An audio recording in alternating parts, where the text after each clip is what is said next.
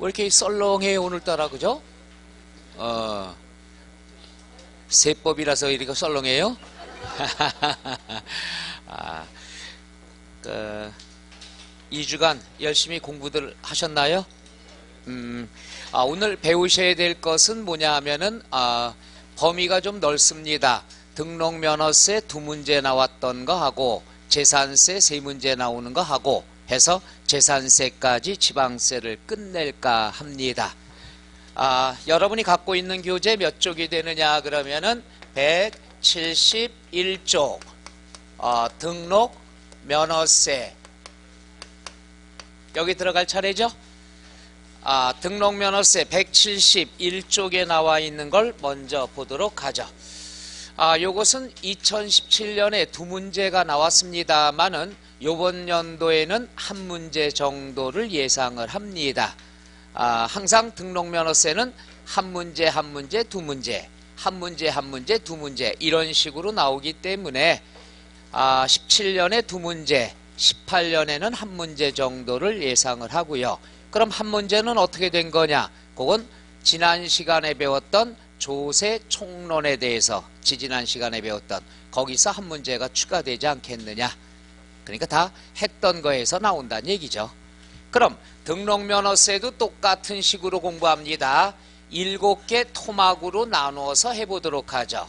첫째, 등록면허세는 무엇이냐? 특징에 대해서 배우고요. 그 다음 두 번째, 자, 어떤 물건에 대해서 등록면허세를 내야 되느냐? 과세 대상이 되고요. 어떤 사람이 세금을 내야 되느냐? 납세 의무자가 있고요. 얼마짜리로 가지고 세금을 계산해야 되느냐? 금액을 뭐라고 그러죠? 과세 표준. 몇 프로 세금 내야 되느냐? 세율이 되겠죠. 여기서 공식이 하나 나옵니다. 공식이 어떻게 되느냐?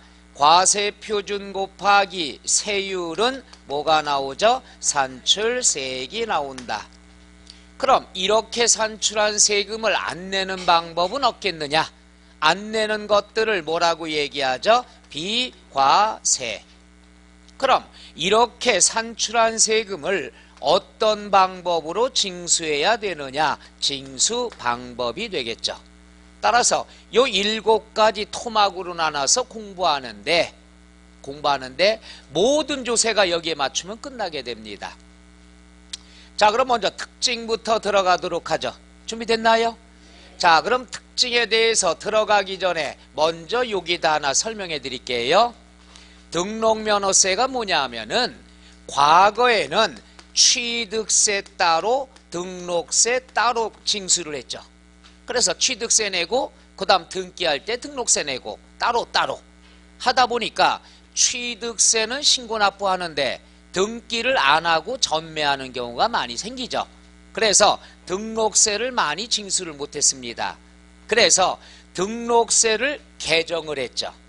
개정을 했는데 취득과 관련된 등기에 대해서는 취득세에 포함해서 걷습니다.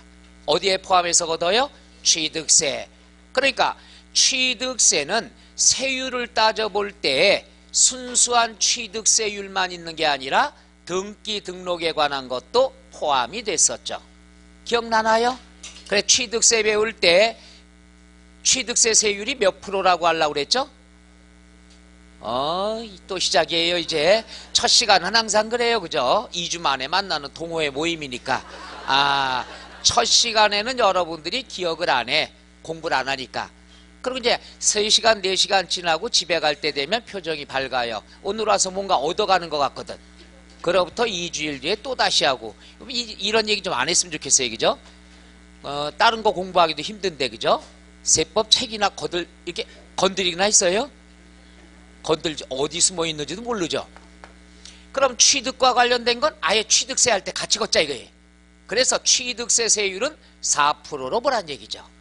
오케이? 그러면 나머지 등기 등록에 관한 게 있죠. 나머지 등기 등록이 과세 대상이에요. 어떤 것들만 하느냐? 3가지죠. 재산권 설정 등기, 저당권 설정 등기에 관한 것. 그 다음에 구조 변경 등기에 관한 것. 말소에 관한 것, 소멸 등기에 관한 것, 이러한 등록에 대한 것만 따로 이름을 뭐라고 썼다? 등록 면허세로 이름을 만든 거예요. 그러니까 과거의 등기 등록에 관한 걸 둘로 쪼갠 거죠. 취득과 관련됐냐? 그럼 어디에 포함해서 한꺼번에 걷자? 취득세. 그러면 저당권 설정, 즉 재산권 설정 등기, 변경 등기, 말소 등기에 관한 것은 따로 이름을 만들자. 어떤 이름을 만들자? 등록 면허세라는 이름을 만들자. 그래서 등록 면허세 앞에다 꼭 어떤 말이 들어가느냐? 등록에 대한 이 말을 쓴다는 얘기죠.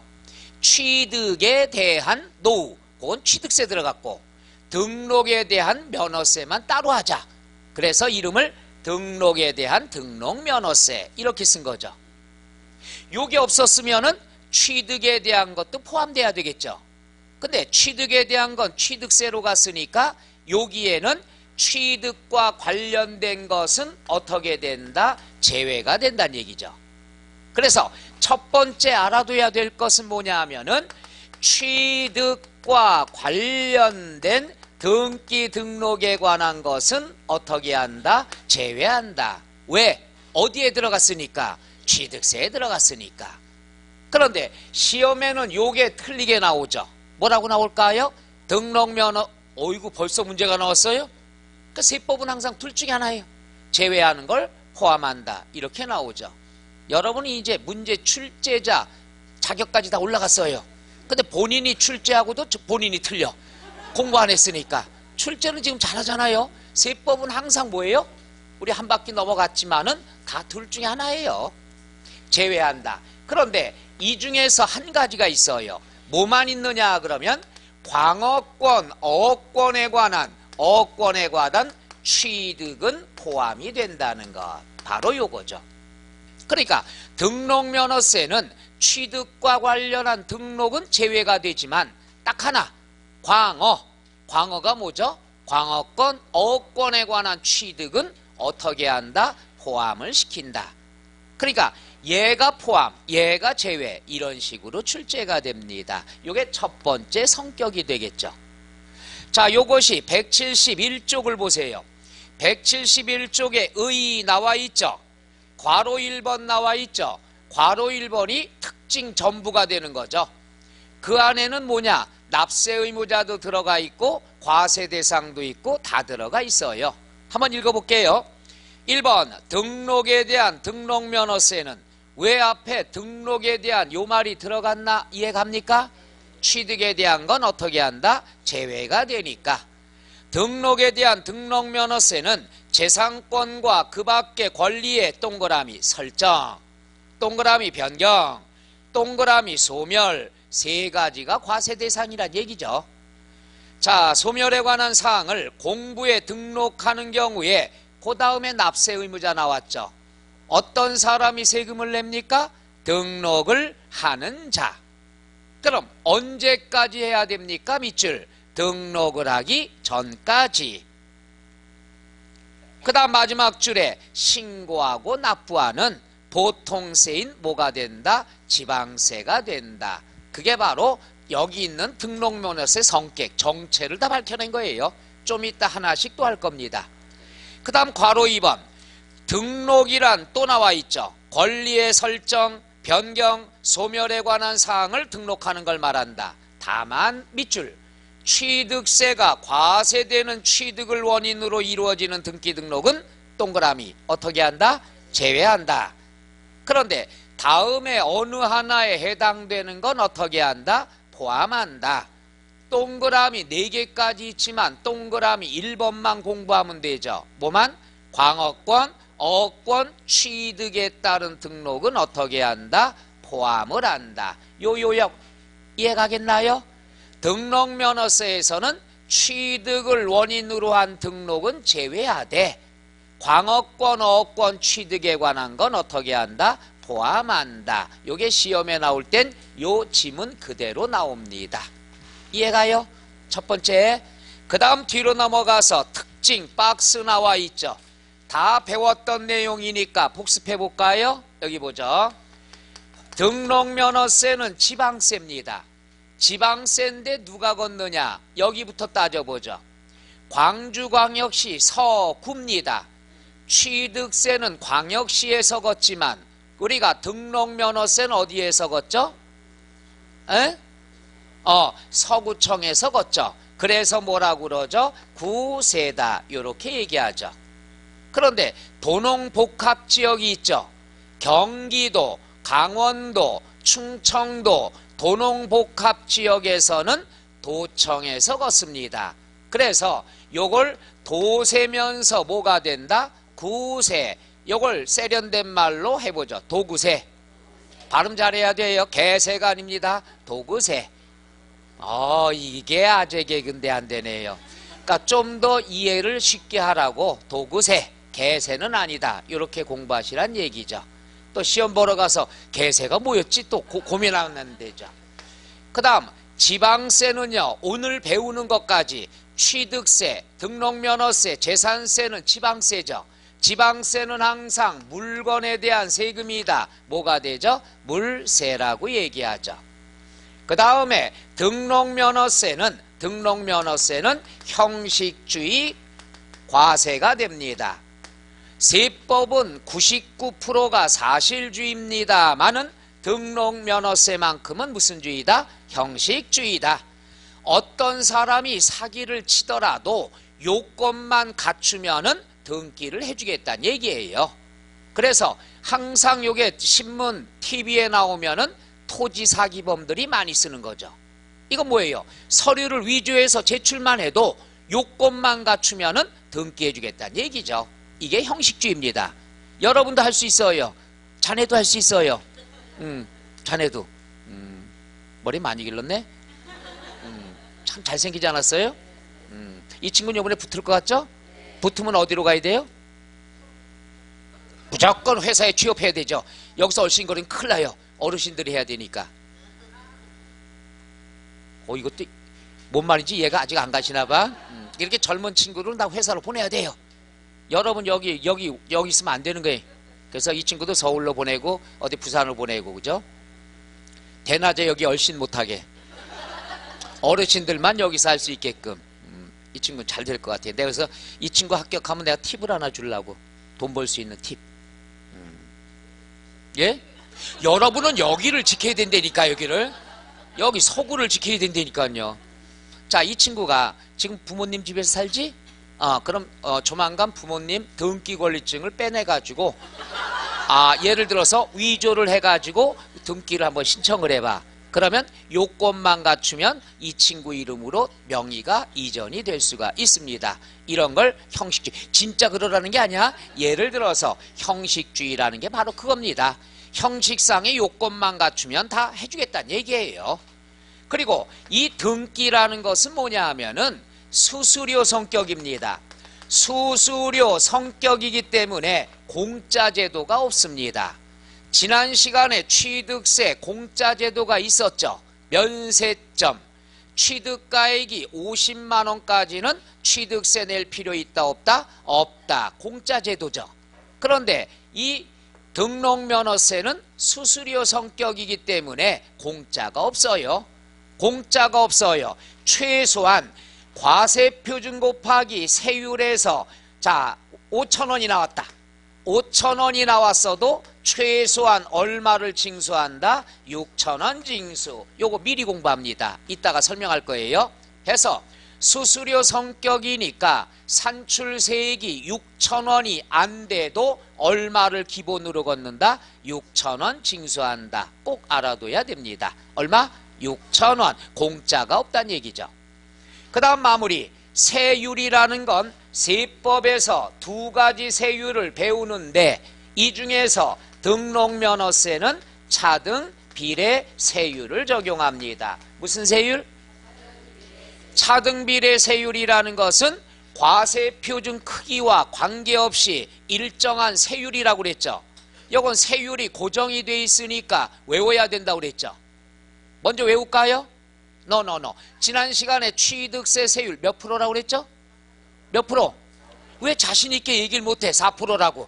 NG 다시 한번. 취득세 세율 몇 프로? 오케이. 등록면허세 미리 설명할게요. 자, 요건 1000분의 2입니다. 얼마 돼요? 1000분의 2. 이따 자세히 배울 거예요. 먼저 취득세 세율 몇 프로? 외워야 되고, 등록면허세 몇 프로? 몇 프로 하니까 놀랬죠? 몇 프로 하면은 0.2%. 분수로 하면 얼마? 유치하게 또 한번 해보죠. 취득세 세율 몇 프로? 몇 프로? 분수는 이제 슬슬 당황하기 시작하잖아. 우린 지금 쓸데없는 것 때문에 고민하고 있는 거예요. 그러나 외울 때는 4% 0.2% 좋지만은 시험 볼 때는 천분율로 나오니까 같이 한번 알아둬야죠. 그리고 유치하게 4%는 금방 대답이 나오는데 왜 1000분의 40이 한참 걸리냐는 얘기죠. 이게 좀 어렵나요? 변환하는 게? 연세가 있어서 그래. 자, 그래서 취득세 세율은 4% 1000분의 40. 등록면허세는 몇 프로? 고집 들이셔야죠. 오늘 이거 갖고 밤새자고. 0.2%. 분수로는 1000분의 2. 요렇게 외우시면 됩니다. 끝. 요게 특징이에요. 자, 그럼 나와 있는 게 172쪽에 박스 나와 있죠? 자, 원칙은 신고 납부해야 되겠죠? 예외는 뭐가 있죠? 보통징수. 그러니까 신고 납부를 해야 되는데 안 했을 경우에 뭐가 날라오죠? 고지서가 날라와요. 고지서에 의해서 징수하는 걸 무슨 징수라고? 보통징수라더라. 박스에 보면은 동그라미 3번 밑줄 형식주의 과세, 동그라미 4번 밑줄 물세, 동그라미 7번 무슨 세율? 차등 비례 세율. 오른쪽 박스에 지방세면서 뭐라고 그러죠? 도세고 구세다. 합쳐서 뭐라고 그래도 되죠? 도구세다. 왼쪽에 사람이 나와 있죠? 납세 의무자 누가 되죠? 등록을 하는 자. 그 다음 동그라미 밑에 등기 등록하는데 과세 대상이 3개 있죠? 취득과 관련된 등기는 제외한다고 그랬죠? 그럼 어떤 등기 등록에 대한 것만? 설정, 변경, 소멸에 관한 것만. 되겠습니까? 그럼 여기 보세요. 여기 나와 있으면 특징이 됐다 이거야. 과세 대상은요, 딱 3가지만 보시면 되니까 취득과 관련된 것만 제외하면 되죠. 그럼 어떤 등기 등록에 대한 겁니까? 설정에 대한 거와 변경에 대한 거와 소멸에 관한 등기다. 이게 과세 대상이에요. 그러니까 공부할 필요 있다 없다? 없다. 취득만 제외하면 되니까. 그 다음 납세 의무이자도 공부할 필요 없죠. 등록면허세는 뭐예요? 그 등기 등록을 뭐하는 자? 하는 자가 되는 거죠. 그러니까 얘는 의미가 없죠. 등기를 해야 등록면허세 내는 거죠. 따라서 등록면허세 납세 의무자는 하나뿐이 없어요. 어떤 사람? 시작. 등록을 하는 자. 끝. 그러니까 얘들은 의미가 없죠. 공부할 때. 그럼 시험에 나올 만한 게 요게 중요한 거죠. 요게 중요한데 2017년에 출제가 여기서 됐습니다. 연속 출제 가능합니다. 그래서 오늘 요놈 요것만 집중적으로 신경 쓰면 돼요. 그러면 운 좋으면 2문제, 운 나쁘면 1문제를 맞게 되는 거죠. 공부할 건 요것뿐이 없어요. 오케이? 자, 그러면 제2절 납세 의무자다 그랬으면 그 지문은 한번 간단히 볼게요. 재산권과 그 밖의 권리 설정, 변경, 소멸에 관한 사항을 2번째 줄 등록을 하는 자는 납부할 의무가 있다 없다? 있다. 끝. 요러면 되겠죠. 자, 됐으면 이제 2번째 뭐가 들어가느냐? 과세 표준. 이건 무조건 알아두셔야 됩니다. 출제가 됐지만 또 나올 수 있어요. 항상 여기 심장이니까. 그러면 과세 표준은 첫째, 여기다 지워버릴까요? 여기다 설명하고 지울게요. 요건 취득세와 똑같습니다. 취득세 배웠던 거 다 잊어먹었나요? 이제 노골적으로 네 그래요. 좀 이렇게 뭘 커버하고 변명을 할 기회를 드렸는데도 이제는 예전 같으면 안 그랬을 거예요. 그죠? 예 이랬는데 지금은 유상승계. 유상승계다 그랬으면은 우리가 매매 같은 것들이 되겠죠. 매매 교환 요거. 요거는 취득세와 등록면허세가 똑같습니다. 근데 시험은 어디에서 나오냐? 취득세에서 요번에 나올 때가 됐어요. 중요하기 때문에 복습 겸 다시 한번 해드릴게. 집에서 해요. 유상승계는 두 가지를 배웠어요. 과세표준.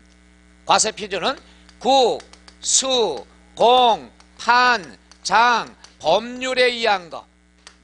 부동산 거래 신고에 관한 법률에 의해서 검증이 됐다. 요 말은 뭐냐? 국가로부터 수입했을 때 금액이 노출됐다는 얘기죠. 국가 국유지를 1억 주고 샀어요. 그럼 국가는 1억을 받았겠죠.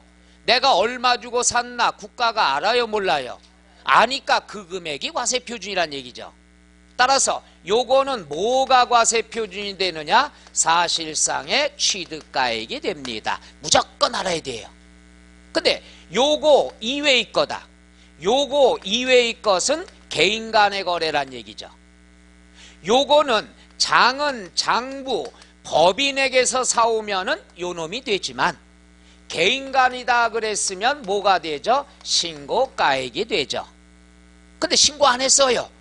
신고했는데 시가표준액에 미달하면 뭐가 되죠? 시가표준액이 된다. 배웠나요? 두 개가 나오면 둘 중에 어떤 금액? 큰 금액. 요거 기억나나요? 요거는 취득세, 등록면허세 똑같습니다. 근데 어디서 출제가 돼요? 취득세 요번에 나올 때가 됐습니다. 꼭 알아두세요. 해보자. 국수공판장. 그러면 등록면허세에서는 왜 이걸 양보하느냐? 취득세, 등록세만큼 등록면허세만의 과세표준이 따로 있으니까 나오면 여기서 나오는 거죠. 딱 세 가지를 배웁니다. 첫째는 뭐가 있느냐? 첫째는 채권금액이 과세표준 될 때. 너무 쉬워요. 이건 외울 필요 없어요. 채권금액이 과세표준 되는 거예요. 그러면 채권금액이 과세표준이 된다는 건 여기다 한번 그림 그려볼게요. 갑이라는 사람이 상가 건물 갖고 있어요. 얼마짜리냐? 10억짜리예요. 근데 돈이 필요해서 은행에서 7억을 대출받았어요. 그럼 은행에서는 7억에 대한 저당권을 설정해야 되겠죠. 그럼 저당권 설정할 때 저당권 요거 지워도 되나요? 저당권을 설정할 때 저당권 설정은 누가 하는 거죠? 은행, 채권자. 요거 시험에 나온 적도 있습니다. 저당권 설정은 채권자가 하는 거예요. 그럼 얘가 신고할 때는 공식 과세표준 곱하기 세율은 산출세액이 나온다. 그럼 저당권 설정할 때는 요 10억 상가금액 10억을 부동산가액이라고 그럽니다. 남의 부동산가액은 은행이 신경 쓸 필요 있다 없다? 없다. 자기 받을 것만 신경 쓰면 되죠. 따라서 과세표준은 부동산 가액이 되는 것이 아니라 받을 돈, 채권금액이 되죠. 그럼 채권금액이 얼마예요? 7억. 그러면 세율 외우라고 그랬죠. 등록면허세 세율 얼마? 분수로? 그렇죠. 1000분의 2. 요거 대입하면 돼요. 따라서 여러분이 법무사 도움 안 받아도 된다는 얘기죠. 1000분의 2만 곱하면 되니까. 그럼 식을 쓰면 뭐예요? 계산이 안 되는 걸. 하지 말아요. 내가 다 할 거예요. 140만 원을 세금으로 내는 거예요. 그러니까 어떤 채권 금액이 있다 그러면 그거의 1000분의 2가 등록면허세예요. 얼마나 쉬워요. 실무도. 140만 원 은행이 냈어요. 그럼 채권 금액이 왜 생긴 거예요? 돈을 빌려줬으니까. 받을 돈이 있으니까. 따라서 채권 금액이 과세표준이 되는 경우는 이렇게 생각하면 되죠. 내가 받을 돈이 있구나. 그럼 그 사람의 부동산 가액은 난 신경 쓸 필요 있다 없다? 없다. 내 것만 신경 쓰자는 얘기죠. 내 거 받을 돈. 그럼 어떤 거냐? 지문 자체에 답이 나오죠. 첫째, 저당권을 설정을 한다. 왜 하느냐? 받을 돈이 있으니까. 그 다음 그것만 대답 잘하면 돼요. 한번 연습해 볼까요? 받을 돈이 있으니까. 오케이. 자, 보죠. 가압류 왜 합니까? 오, 굉장히 편한데요. 가처분은 왜 합니까? 경매 신청을 왜 합니까? 여러분이 공부원을 왜 합니까? 뭘 또 받을 자주 있어요. 진짜 너무하다. 뭐 하나를 배우면 그걸 다 끝까지 써먹으려고 그래요. 이런 질문한 저도 유치하고 거기에 대답한 이쪽 동네에 계신 분들도 참 대단하셔요. 네 가지의 공통점은 뭐냐? 받을 돈이 있으니까 받을 돈이 기준이 된다는 얘기죠. 그러니까 요 용어의 뜻은 아시죠? 그러니까 외울 필요 없죠. 지문에 얘가 나오니까. 저당권 설정의 과세 표준은 채권 금액이다. 맞아요, 틀려요. 그래, 그런 식으로 받을 돈이 있으니까. 그래서 얘는 틀리게 잘 안 나옵니다. 얘는 맞는 답으로 많이 나오고요. 얘가 틀리게 많이 나오는데 세 개가 있어요. 전세권이 있고요. 임차 보증금, 이거. 임차권이 있습니다. 두 개가 있어요. 이것도 외울 필요 없어요. 시험에 단골 메뉴인데 외울 필요가 없어요. 이해하면 돼요. 어떤 분들이 세법은 외워야 된다 막 주변에 얘기하는 분들은 다 악마예요. 요건 다 실무식으로 주변에 있는 거 접근만 하면 되죠. 전세권이 뭐죠? 수고했어요. 전세보증금에 대한 권리를 얘기하죠. 보호받아야 되니까. 내가 예를 들어서 어디에 전세를 2억에 들었습니다. 보증금 2억 줬단 얘기죠. 그럼 내 돈을 이사갈 때 찾아가야죠. 보호받아야 되겠죠. 그럴 때 하는 게 뭐가 되죠? 전세권이 됩니다. 그럼 보증금을 보호받아야 되니까 2억에 대해서 뭐 아파트가 10억이다 의미 없죠. 내 돈에 대해서만. 이사갈 때 찾아갈 돈에 대해서 얼마죠? 얼마? 2억의 세금, 세율 몇 프로? 몇 프로 하면은 0.2%. 얼마나 대답이 좋아요. 그냥 하나 배우면 무조건 1000분의 2예요. 2억에 대해서 얼마? 1000분의 2 해서 얼마가 되죠? 40만 원이 나오는 거죠. 왜 이렇게 나왔나 지금 계산하지 말아요. 이렇다 하면 되죠. 그러면 여기서 중요한 건 뭐냐? 2억이에요. 뭐가 과세 표준이 되느냐? 전세 금액이 되죠. 전세 금액이 전세 보증금을 얘기합니다. 요거 이해가요? 얘도 틀리게 나온 적이 한 번도 없어요. 그럼 얘가 포인트죠. 임차권이라는 건 월세입니다. 해볼까요? 요번에 월세 2억, 월세 보증금 2억, 보증금 2억에 월세가 예를 들어서 100만 원이다. 1억에 100만 원. 이해가요? 그럼 요 월세 보증금 2억은 보호받을 수 있다 없다? 노. 큰일 나죠. 여러분 잘 알아야 돼요. 전세는 보호받을 수 있어요. 따라서 집주인이 전세권 설정하라고 해줘. 이사갈 때 돌려줄 거니까. 월세 보증금은 집주인 입장에서 절대 보호 못 해줍니다. 이 친구한테 알았어 2억 내가 보호해 줄게 하면 이 친구가 마음 편하게 그날로부터 월세를 밀리기 시작합니다. 그럼 월세를 갖다 밀리면은 나중에 이사갈 때 보증금에서 어떻게 해줘?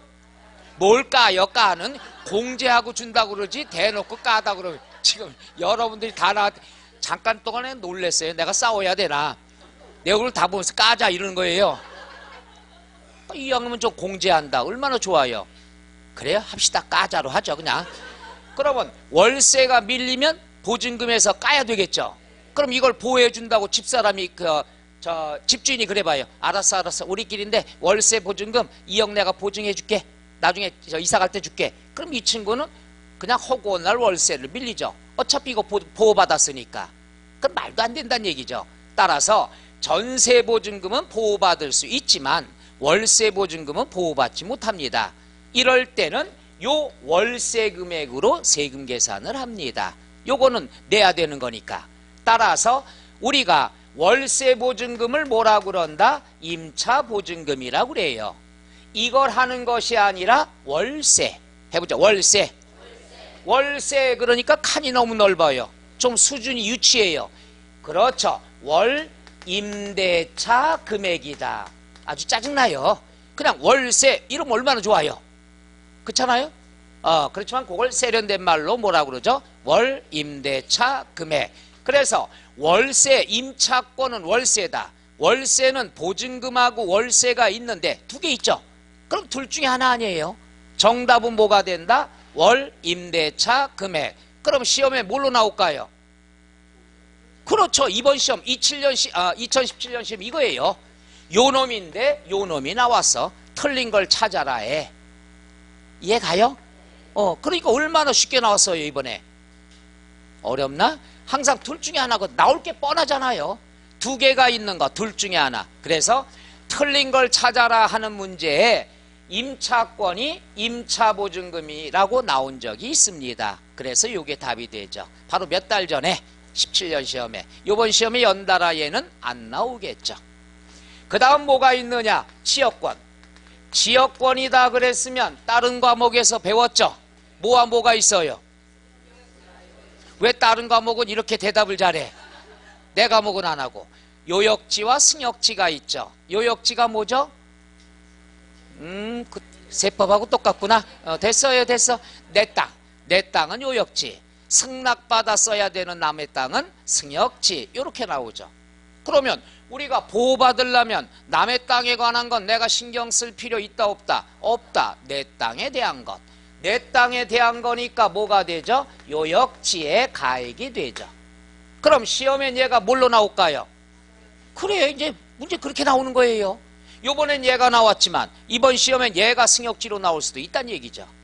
얘는 틀리게 안 나오죠.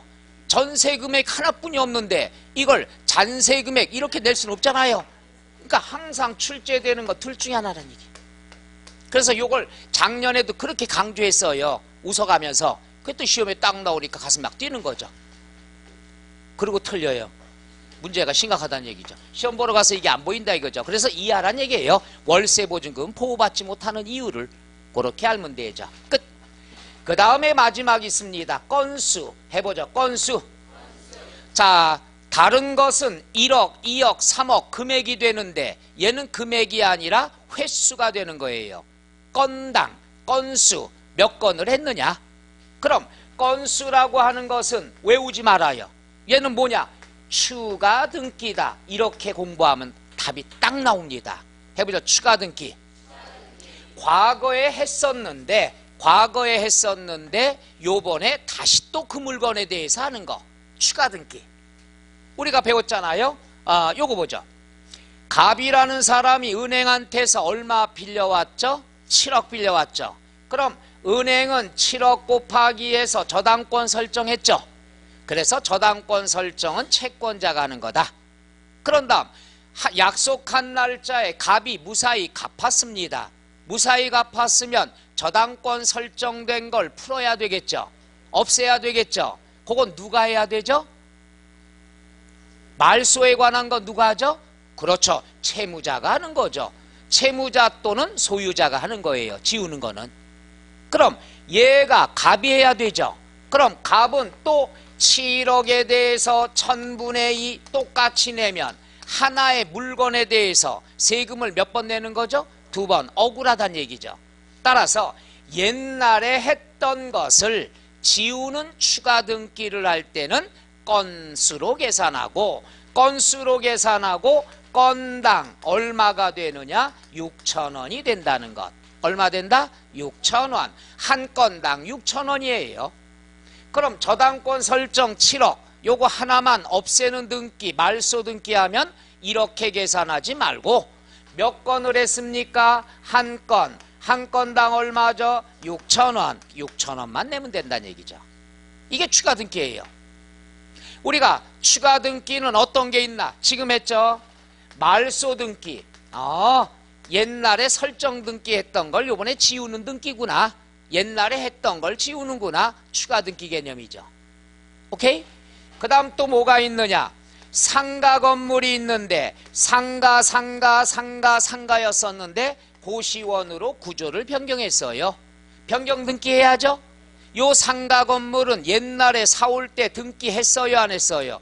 했던 거에 또다시 하는 거죠. 그러니까 건당 얼마? 6,000원. 요것이 구조 변경 등기가 되는 거죠. 이해가요? 노노노. 자, 갑이라는 사람이 70년도에 땅을 샀어요. 80년도에 땅을 샀어요. 요것도 갑의 땅, 요것도 갑의 땅. 사올 때 등기했겠죠? 올해 2018년 요거를 합쳤어요. 필지를 하나로 합쳤습니다. 그럼 등기해야죠. 옛날에 했던 등기에 대한 추가 등기가 되겠죠. 그럴 때는 건당 얼마? 6,000원. 요게 바로 토지의 합병, 합쳤다는 얘기죠. 또는 합필, 필지를 합했다는 얘기죠. 그 다음에 요거죠. 농지를 2000년에 샀어요. 등기했겠죠. 요게 올해 2018년에 택지로 개발이 됐어요. 그럼 지목 변경이죠. 그 땅이 그 땅이죠. 추가 등기죠. 건당 얼마가 되죠? 6,000원.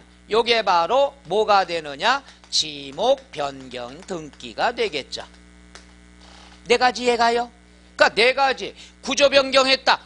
옛날에 사올 때 등기 한번 했구나. 오늘 추가 등기구나. 그럼 건수가 과세 표준이 되고 건당 세금이 얼마가 된다? 6,000원 된다. 이해가 나요? 요렇게 접근하시면 외울 거 하나도 없습니다. 왜?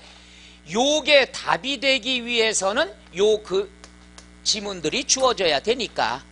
요 말이 나오면 받을 돈이 있으니까 받을 돈에 대하여 이거는 이번에 추가로 하는 등기니까 건당 6,000원. 요렇게 접근하시면 되죠. 외울 때는 구, 토, 말, 지로 외우면 되지만 왜냐하면 토하면 건수를 못 올려요. 건수 올리려고 그러면 토하면 안 된다. 구토, 말지 이렇게 외워도 되지만 저는 이해하시라는 걸 추천하고 싶네요. 해보죠. 추가 등기. 추가 등기다 그러면 뭘 생각하라고 그랬죠? 항상 하는 부대찌개. 부대찌개가 1인분이 10,000원이에요. 찌개는 항상 대한민국 똑같습니다. 많이 줘요? 조금 줘요? 많이 줘요. 왜? 공깃밥 추가 팔으려고. 이건 사업적인 측면에 찌개를 조금 주는 식당은 없습니다. 많이 줘서 남기면 남길지언정. 그게 공깃밥 하나 더 팔라는 사업상 마케팅 전략이래요. 오늘 점심부터 한번 봐봐요. 찌개 한번 시켜봐요. 남나? 밥이 남나? 찌개가 남나? 그러면 찌개가 10,000원이에요. 그럼 처음에는 10,000원을 내야죠. 그런데 먹다 보니까 찌개가 많이 남아서 공깃밥 추가했습니다. 공깃밥만 추가했는데 10,000원을 내면 억울하죠. 이럴 때는 공깃밥 추가 그러면 얼마? 어떤 분은 6,000원이래요. 이거 배우니까 여기선 6,000원이지만 공깃밥 추가는 1,000원이 되는 거죠.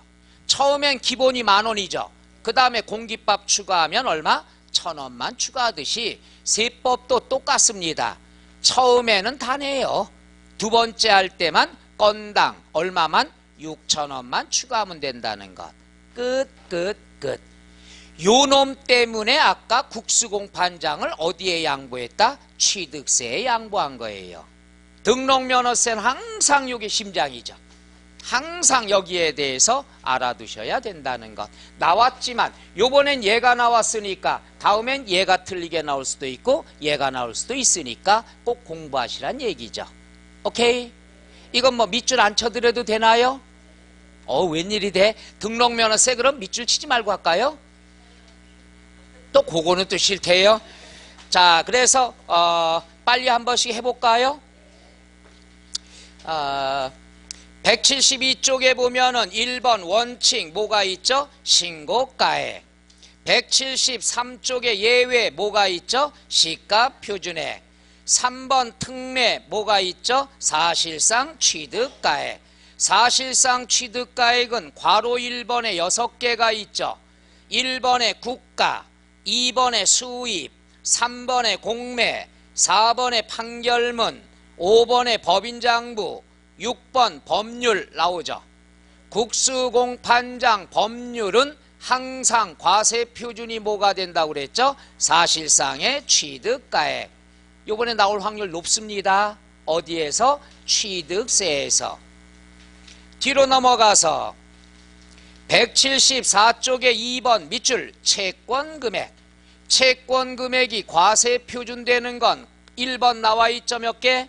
4개. 저당권, 경매신청, 가압류, 가처분은 받을 돈이 있으니까 채권금액이 과세표준.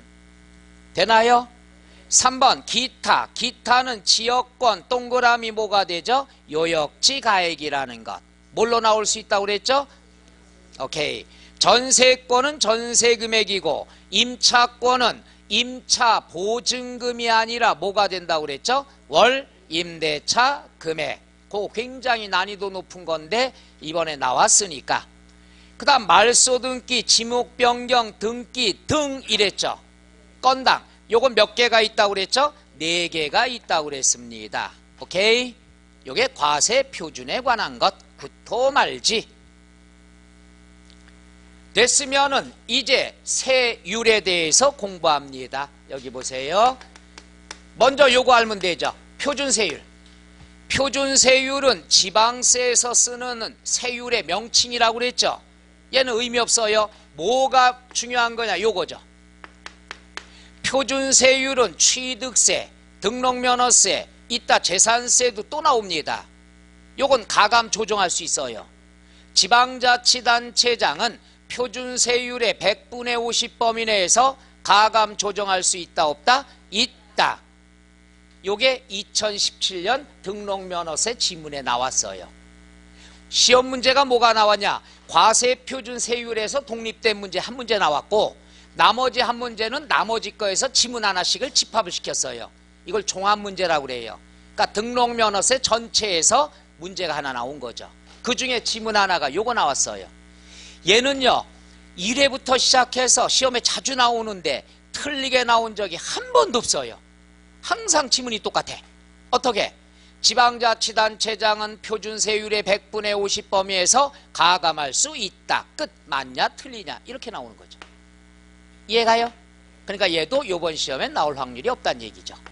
그러면 표준세율은 우리가 차, 등, 비, 레, 세, 율 외워야 된다고 그랬죠. 자, 지금부터 요거 외우는 거 보세요. 아주 쉬워요. 여기에 나와 있는 것은 항상 세율이 얼마가 되죠? 1000분의 2. 오케이? 그 다음에 얘는 숫자가 아니라 금액, 건당 얼마라고 그랬죠? 6,000원. 얘만 외우면 끝이죠. 그러니까 등록면허세 세율 얼마로 공부하라고 그랬죠? 1000분의 2. 얘네 추가 등기는 건당 얼마죠? 6,000원. 이것만 외우면 돼요. 근데 나머지 세율이 있는데 요거는 잘 보세요. 지난 시간에 취득세율 배웠죠? 취득세율 속에는 취득세 관련한 거하고 등기에 관련한 게 포함돼서 한꺼번에 걷는다고 그랬죠. 이해가요? 그러니까 요 안에는 취득과 관련된 세율과 등록면허세에 관한 세율이 어떻게 된다? 포함이 됐다는 얘기죠. 오케이? 그러면 요 안에 2개가 포함됐으니까 취득과 관련된 걸 빼주면 등록면허세니까 외울 필요 없다는 얘기죠. 취득세만 외우면 되니까. 여기서 근데 헷갈리는 게 있어요. 꼭 알아두세요. 주택에 관한 것. 지난 시간에 우리가 시험에 나올 것 같아서 복습하는 거예요. 시험에 나올 건 복습해주고 그렇지 않은 건 안 하고 하면 되죠. 시간이. 주택은 3가지를 배웠죠. 오이구 이걸 기억해요? 얘도 놀란 거 봐. 백목도 6억 이하 9억 이하 9억 초과 돼 있죠? 기억나요? 그럼 요건 어떻게 된다고 그랬죠? 1%, 2%, 3% 됐죠. 주택은. 그럼 주택은 취득세 등록면허세가 50%, 반반이에요. 반반. 그러니까 요게 0.5%, 0.5% 됐었죠. 기억나나요? 요거는 1%, 요거는 1.5%, 1.5%. 주택만 반반씩이에요. 주택만 반반. 그런데 주택을 제외한 나머지 것들에 대해서는 취득세율은 고정이 돼 있어요. 몇 프로? 2% 고정이 돼 있어요. 오케이? 그러니까 요거랑 헷갈리면 안 돼요. 주택에 대해서는 취득과 등기에 관한 게 반반씩 들어가 있는 거고 주택을 제외한 나머지의 취득세율은 항상 몇 프로? 2% 고정이 돼 있죠.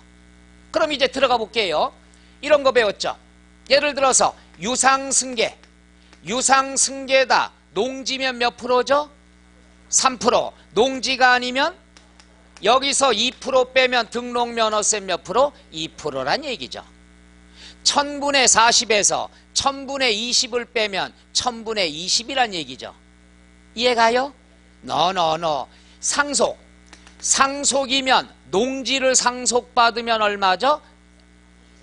1000분의 28, 2.8%, 23. 그 다음에 아니면 몇 프로? 2.8%. 여기서 취득세 몇 프로? 2%. 고정이라고 그랬잖아요. 에? 그럼 등록면허세는 몇 프로? 0.8%란 얘기죠. 그러니까 얘는 외울 필요가 없어요. 얘만 외웠으면은 몇 프로만 빼주면 된다? 2%만. 하나 해보죠. 증여. 비영리 사업자가 받으면 1000분의 28이죠. 2.8%. 개인이 받으면 얼마가 되죠? 3.5%인데 이 중에서 취득세 관한 세율은 몇 프로? 2%. 등록면허세 몇 프로? 1.5%가 된다는 얘기죠. 돼요? 노노노. 원시취득. 원시취득은 우리가 등기에서 배웠죠. 남의 걸 사오면 소유권 이전 등기가 되는 거고 내가 만들었으면 무슨 등기? 보존 등기. 원시 등기가 뭐예요? 원시 등기가 더워라. 남의 걸 가져오면 소유권 이전해야 되겠죠. 이전 등기라고 그러고 내가 최초의 소유자면 무슨 등기? 보존 등기. 보존 등기가 원시 취득이죠. 1000분의 28이죠. 몇 프로 빼줘요? 2% 빼주면 얼마? 0.8%가 되겠죠. 그러니까 취득과 관련된 게 나와 있다 그러면 취득세율 외운 거에서 몇 프로만 빼줘라? 2%만 빼주면 나오니까 얘는 억지로 외울 필요는 없습니다. 얘는 꼭 외워야 되니까. 이번 시험에 나올 때가 됐으니까 요거 외우면 거기에서 등록면허세 구하라 그럼 몇 프로만 빼줘요? 2%만 다 빼주면 되겠죠. 그래서 등록면허세는 1000분의 2로 공부하되 건당 6,000원 공부하되 요걸 제외한 나머지 것들은 몇 프로만 빼줘라? 2%만 빼줘라. 이게 174쪽 밑에 표준세율 나온 거 있죠.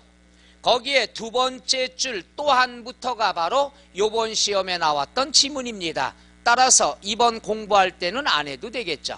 읽어만 보겠습니다. 지방자치단체장은 조례로 정하는 바에 따라 표준세율의 100분의 50 범위에서 가감 조정할 수 있다 없다? 있다.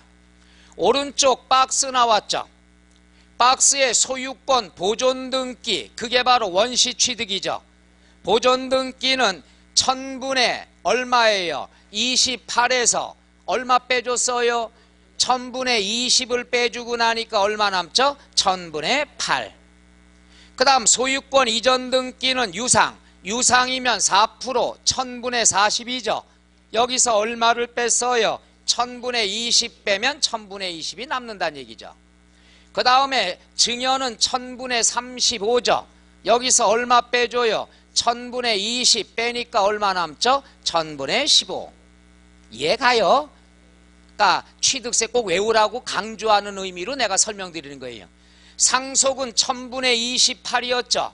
여기서 얼마를 빼줘요? 1000분의 20 빼면 얼마? 1000분의 8이 된다. 해서 소유권 보존 등기, 이전 등기는 취득세 세율을 꼭 외워야 된다는 거. 오케이? 그래서 등록면허세 물어볼 때는 취득세 외운 세율에서 얼마만 빼주면 된다? 1000분의 20만 빼라. 나머지 것들에 대한 건 1000분의 얼마? 2. 나머지 맨 마지막에는 건당 얼마가 되죠? 6,000원이 된다. 비고란 밑줄 쳐야죠. 세액이 6,000원 미만이라도 얼마를 걷는다? 6,000원을 걷는다. 그 다음에 헷갈리는 분들을 위해서 박스 바로 밑에 나와 있죠. 거기 보세요. 유상거래를 원인으로 취득하는 동그라미 주택. 주택에 대한 것은 취득세율의 100분의 50을 곱한 세율을 적용한다. 요거 이해가요? 주택만 취득세 등록세가 다 어떻게 된다고 그랬죠? 반반이라고 그랬죠. 그러니까 주택에 대해서는 이런 거 안 해도 돼요. 이런 거 빼기 필요 없이 무조건 나온 거에서 어떻게 된다? 50%. 1억에 대해서 50%니까 얼마? 0.5. 이해가 나요? 주택에 관해선 반반씩이 된다는 것. 주택을 제외한 나머지는 이렇게 몇 프로 빼줘야 된다? 2% 빼줘야 된다는 거. 이거 정확히 짚어야죠. 이건 실무에서도 중요한 거니까 꼭 알아둬야 됩니다. 시험도 가끔 나오고. 그 다음에 2번 중과세율 나와 있습니다. 중과세율. 여기 보세요. 얘는 안 나왔으니까 나올 수가 있겠죠. 중과세율 보죠. 먼저 우리가 요거 한번 생각해 볼게요. 취득세에서 중과세 3개 배웠습니다. 사치성 재산 몇 배? 과밀억제권역 몇 배? 2배. 대도시 몇 배? 어떤 분은 눈동자 그게 뭐야 이러고 있어요. 지난 시간에 그렇게 많이 했는데 사치성은 몇 배 중과세? 돈이 있으니까. 그 다음에 과밀은 2글자니까 몇 배? 2배. 대도시는 3글자니까 몇 배? 그럼 여기에서 대입해보죠. 표준세율에 등록면허세는 3배뿐이 없어요. 몇 배뿐이 없어요? 3배? 3배? 그러면 뭐가 생각나요? 그래, 이게 답이야. 이게 끝이에요. 그러니까 좀 요령껏 공부하면 되는 거죠. 3배 나왔으면은 뭐가 나오냐? 대도시예요. 대도시. 그 뒤에 거 공부 안 해도 돼요. 대도시 나오면 무조건 몇 배? 3배. 끝. 이러면 되잖아요. 근데 불안하기 때문에 설명해 주는 거예요. 대도시 안에서 법인을 설립했대요. 대도시 안에 법인을 설립하면은 지방에서 저 종업원 되려고 몰려오겠죠. 협력해서 올려오겠죠. 사람이 더 많아지죠. 그러니까 몇 배 중과세? 3배. 두 번째는 뭐냐? 지방에서 대도시 이외에서 본점이 전입 대도시로 들어왔다는 얘기예요. 그러니까 대도시 안으로 법인의 본점이 전입이 됐다. 지점도 있지만 관계없습니다. 이것만 공부하면 돼.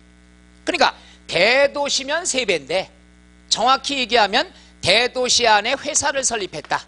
3배 중과세. 대도시 아닌 지역에서 대도시로 본점이 들어왔어요. 본점이 들어왔다는 건 설립한 거나 같은 개념이죠. 종업원 들어와야죠. 협력회사 들어와야죠. 대도시 안에서 법인을 설립하거나 대도시 이외의 지역에서 대도시 안으로 법인이 전입 들어오면 없던 게 생겼죠. 몇 배 중과세? 3배 중과세. 이해가요?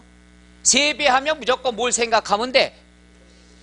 과밀하면은 2배. 그렇게 취득세 등록세까지 끝. 그런데 중과세를 배제하는 게 있어요. 업종이. 이건 뭐냐? 대도시 안에 설립을 했어도 중과세 안 하는 업종들이 있어요. 업종. 외우지 말아요. 이건 뭐냐? 서민이 이용하는 회사는 설립해도 중과세 안 해줘요. 외곽에 있으면 서민들이 힘들어하는 것들이 있죠. 대표적인 거 뭐가 있냐? 병원은 서민들이 많이 이용하죠. 돈 많은 사람들은 병원으로 안 가요. 의사가 오지 집으로. 그죠? 그렇기 때문에 이런 것들은 외곽 지역에 있으면 서민이 힘들어요. 그래서 중과세 안 합니다. 그러다 보니까 잠실 쪽, 송파 쪽에 큰 병원들이 막 설립이 되죠. 바로 이런 것 때문에. 그 다음에 우리가 은행. 우리가 부자들은 은행에 가지 않아요. 전화 한 통화만 끝납니다. 서민들은 전화해도 안 바꿔줘요. 그러니까 가야 됩니다. 그러니까 이런 건 중과세 안 하죠. 그 다음 뭐가 있느냐? 농수산물 도매시장. 농수산물 도매시장이다 그러면 서민들이 가야 돼요. 또 소규모 영세사업자들이 뛰어다가 팔아야 되고 떡볶이집 아줌마도 그거 사와야 되겠죠. 따라서 외곽 지역에 있으면 교통편도 불편하다는 얘기죠. 그렇죠? 이런 건 있어도 중과세 안 해요. 그 다음에 뭐가 있느냐 그러면은 요거 할부금융업. 할부금융업은 왜 대도시에 있어도 이해가 되느냐? 서민들이 돈 빌리러 다녀야 되니까. 그죠? 부자들, 재벌들이야 뭐 돈 걱정해요. 여러분도 돈 걱정 안 하죠? 네? 해요? 얼짜 안 해요. 자, 할부금융업. 이런 것은 도심지에 생겨도 중과세 안 합니다. 그 다음 뭐가 있냐? 터미널. 터미널은 서민들이 이용하죠. 부자들은 어떻게 해요? 뭐 자가용 비행기 갖고 다닌다든가 하겠죠. 그렇죠? 그래서 터미널이 그 강남 노란 땅, 어마어마하게 비싼 땅에 터미널이 있고, 그 다음에 강변 동서울 터미널이 있고, 그 다음에 상봉 터미널이 있고, 서민들을 위한 건 대도시에 있어도 중과세 안 한다는 얘기죠. 끝. 이해가요? 그러니까 외우지 말어. 대도시만 외우면 돼. 대도시. 오케이? 그러면 요번 시험에 요게 나왔어요. 할부금융. 지문이 5개 나왔다고 그랬죠. 틀린 걸 찾아라. 그 중에 하나가 요 놈이라고 그랬죠. 표준세율 50% 범위 내에서 가감할 수 있다. 두 번째, 대도시 안에 할부금융업은 중과세하지 아니한다. 맞아요, 틀려요? 맞아요. 5개 중에 2개가 여기서 나온 거고 나머지는 안 나왔어요. 근데 요번 시험에 아주 열나는 게 뭐가 있느냐? 시험에 문제가 이렇게 나왔어요. 독립문제는 표준세율이 틀린 것은 이렇게 나왔어요. 문제가. 그런데 세율은 틀리게 안 나오고 다 맞게 나왔어요. 뭐가 틀렸어요? 과세표준이 틀리게 나온 거죠. 이게 과세표준이니까. 이해가요? 그러니까 문제를 받았을 때 당황들 많이 했죠. 세율이 틀린 것은 했는데 숫자는 다 맞았다 이거예요. 그러니까 혼란이 오는 거죠. 이상하다. 세율이 틀린 것은 이렇게 나왔는데 내가 아는 상식으로는 숫자가 다 맞단 말이에요. 그럼 거기서부터 시간 잡아먹는 거죠. 이게 틀린 걸 생각하는 거예요. 그러니까 시험 내려면 이렇게 냈어야 좀 더 정확하죠. 다음 중 과세표준과 세율에 대한 내용이다. 틀린 것은 이렇게 나오면은 요 놈이나 같이 볼 수 있다는 얘기죠. 근데 표준세율이 틀린 것은 하니까 숫자만 봤다는 얘기죠. 나중에 보고서 배신감 느끼는 거죠. 그죠? 요런 거는 앞으로 좀 상가해야 되지 않겠느냐 하는 게 제 개인적인 생각이죠. 그죠? 세율이 틀린 것은 물어보고 과세표준을 틀리게 낸 것은 조금 기분이 안 좋다는 얘기죠. 그럼 여러분같이 소심한 분들 트리플 A형 세율이니까 무조건 숫자만 보네. 1000분의 2 보고 뭐 건당 6,000원 보고 다 맞아. 이때부터 읽었던 거 또 읽고 읽었던 거 또 읽고 분명히 내가 잘못 아는 걸로 판단한다는 얘기죠. 이게 사람 미치는 겁니다. 아예 어렵게 나왔구나. 아예 답을 착 나오게 해놔. 그죠? 요런 것들 조심해야 된다. 요런 것이 어디까지 나와 있느냐 그러면 176조까지 나와 있습니다. 그 다음에 비과세 나와 있는 건 요것도 간단합니다. 요건 10분간 쉬었다 할까요? 오케이.